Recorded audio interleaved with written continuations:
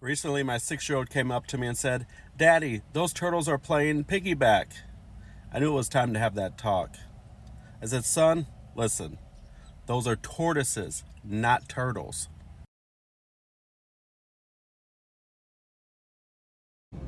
You are here because the outside world rejects you. Let's do it.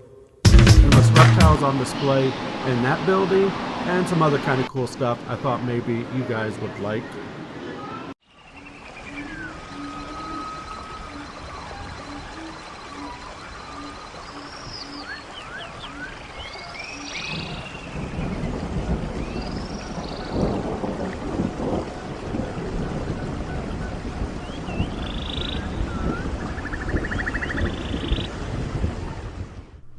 Okay, so this enclosure that I wanted to show you here is just the reason I like coming to zoos and places like this, to gain inspiration from how they do their setups.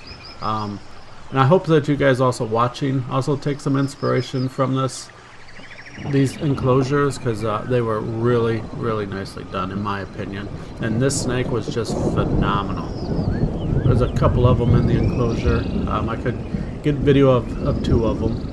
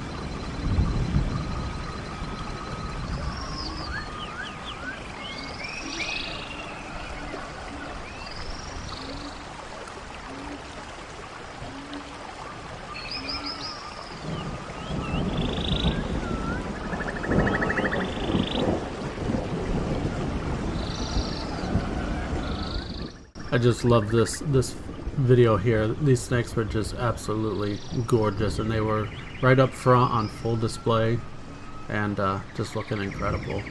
Here's another really incredible setup that I also am taking inspiration from, and there were multiple vipers in this setup as well. I don't remember exactly what vipers these were, but they were definitely stunning, to say the least.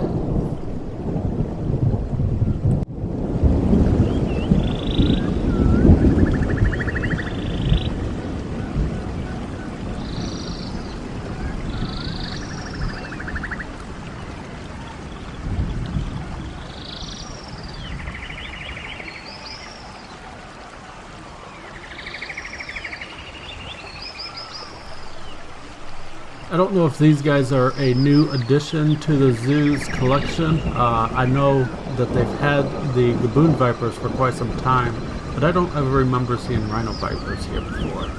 So if it is, it's awesome that they've got something new on display.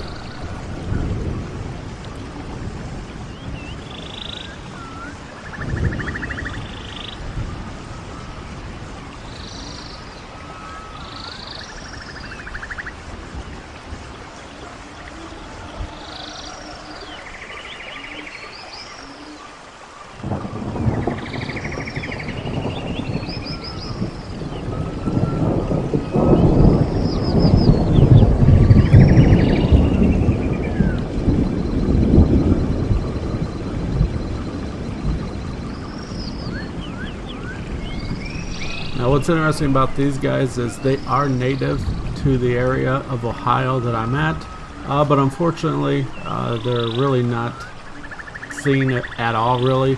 A lot of because they come from more of a swampy, marshy area, and a lot of that land here in northwest Ohio has been drained for farmland.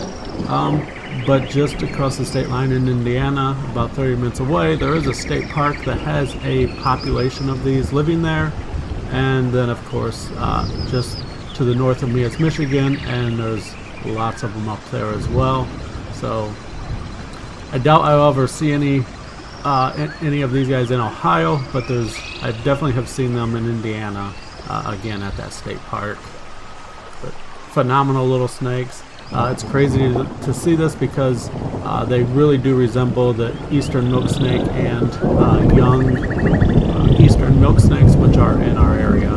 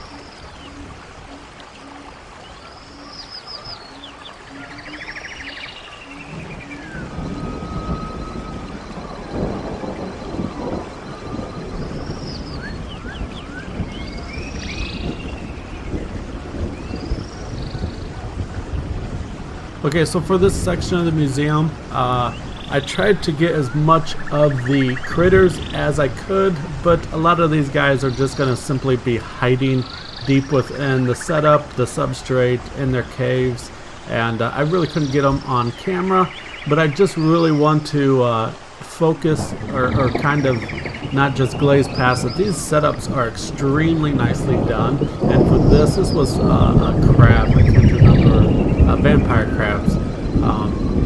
But I still wanted to showcase the setups because I think they were extremely, done extremely well, and I think we can all take a little inspiration from their setup. So while some of these clips coming up you won't actually see the inhabitant, I felt it was still important to share some of the enclosures and random camera shots of me thinking I had turned the camera off, but whatever. Those things happen. That was fun just to leave it in there as a little blooper. But look at these setups. I mean, just done extremely well. It's inspirational to me. And of course the lighting made it kind of difficult, with the reflective glass and everything. But that is a blonde tarantula or something, I think that was. So, but yeah, I hope you guys enjoy, at least take some inspiration from the setups. I know I keep saying that, but that's really what I took from my day here.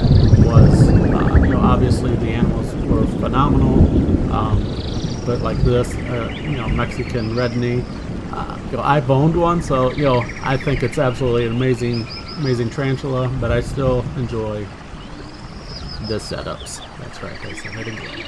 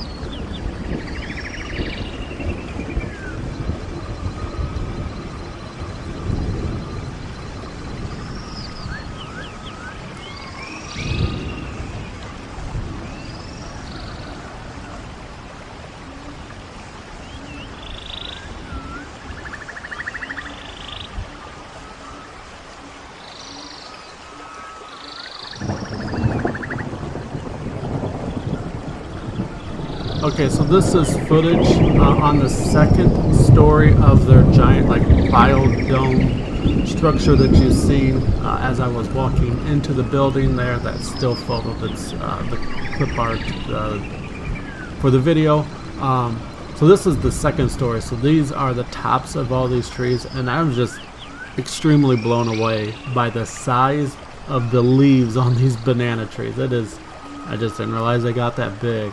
But it was really nice to just come in here because it was super warm. Now normally they would have butterflies and whatnot flying around in here, but for the season they didn't have any. But there were a handful of tropical birds in here that I didn't really get them on video because, well, it's heavily a lot of foliage there for them to hide in. But you might catch a glimpse of them here or there as they fly through my frame. That's just kind of looking down on the lower level, but I'll go through the door here. This is the lower level, so now we're underneath the canopy. which again was extremely awesome. And if I ever become a billionaire, one of these will be added to my house. I'm just gonna say that now. But yeah, again, it's just, you know, what we'll see here coming up when I'm at the edge and I look out, you can see that Ohio still has plenty of snow on the ground, but in here it was nice, warm. It smelled real nice and like earthy. And you know, for anybody who likes to be out in the woods and stuff, you understand. And no, it was just a nice break from the cold, miserable winters that we have here in Ohio. So again, I should pan right here coming up. So we got all this nice foliage, nice sunlight coming in through the top, in between the leaves and whatnot. I can't wait to come back when they actually do have the butterflies and insects, you know, flying around in here, because I can't imagine that only just adds to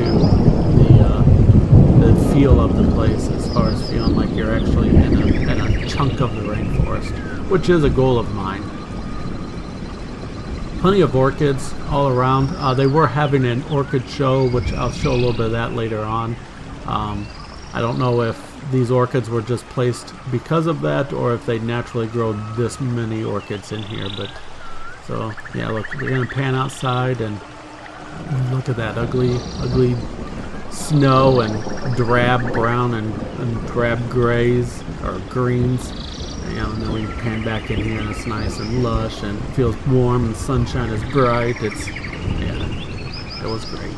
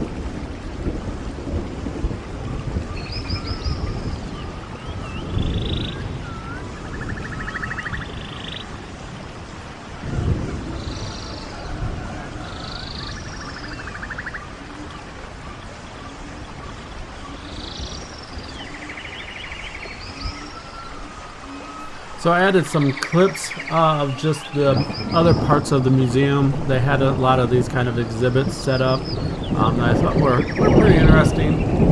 This particular room I found even more entertaining because it just, you know, it's the micro environment that could be in your backyard, but it's been scaled up. So it was cool to see, and I just wanted to share this kind of stuff with you guys so that way, you know, you can you know, obviously the kids are going to enjoy this. Here's a nice, extremely large ring snake.